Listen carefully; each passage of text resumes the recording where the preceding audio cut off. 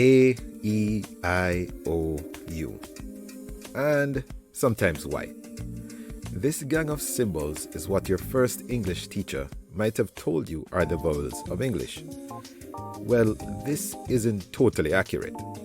These 5 letters are actually used to represent all the various vowel sounds in English, which, depending on your dialect of English, could be as many as 16 different vowel sounds.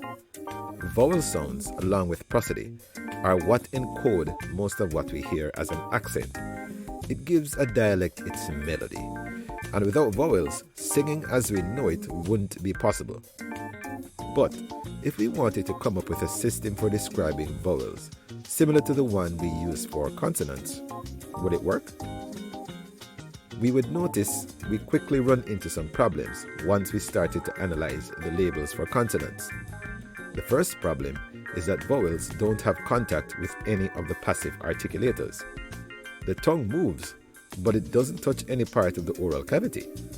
So the place of articulation as a label becomes unnecessary.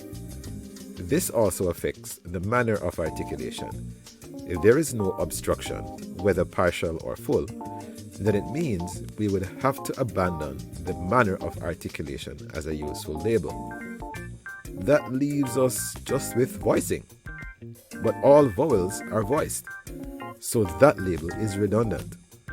It seems we have to start over from scratch where vowels are concerned.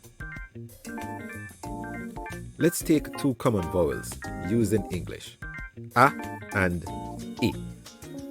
Even with my accent, you can tell that these vowels are very different. Focus on what happens with the position of your tongue as you produce both of these vowels. With A, it's clear that your tongue is closer to the roof of your mouth, but with E, it's closer to the ceiling. So it would appear we could talk about height as being a factor for labeling vowels.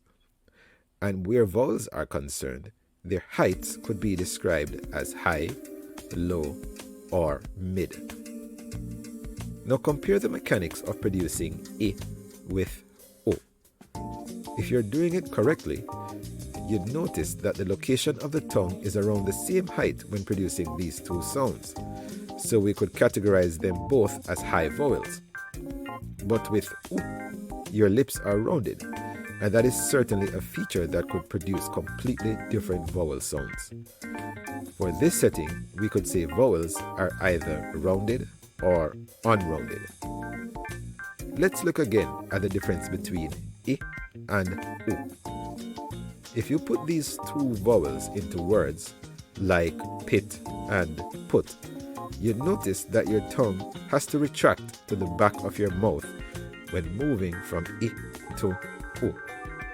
This is a third label we could add given this feature of vowels. It's called fronting, and I don't mean like pretending. Fronting is the relative position of the tongue to the front teeth or the velum.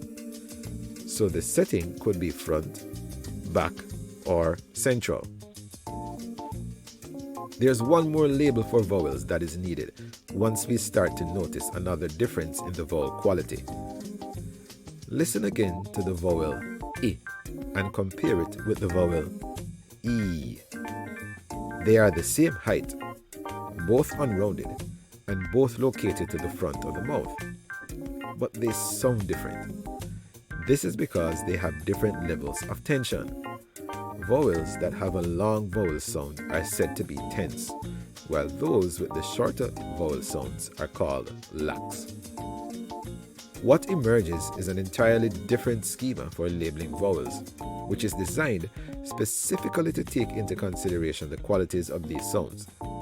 So now we have a full set of labels for describing all the different speech sounds.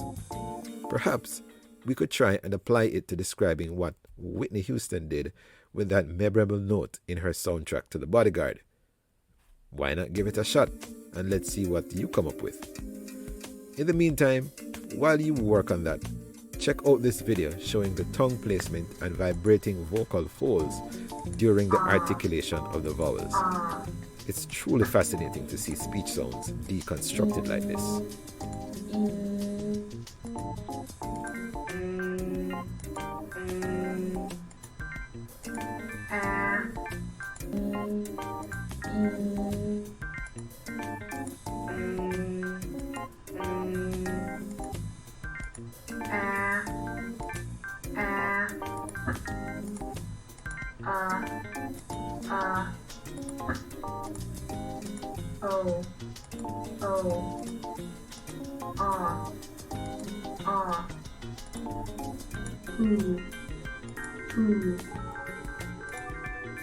ah, ah.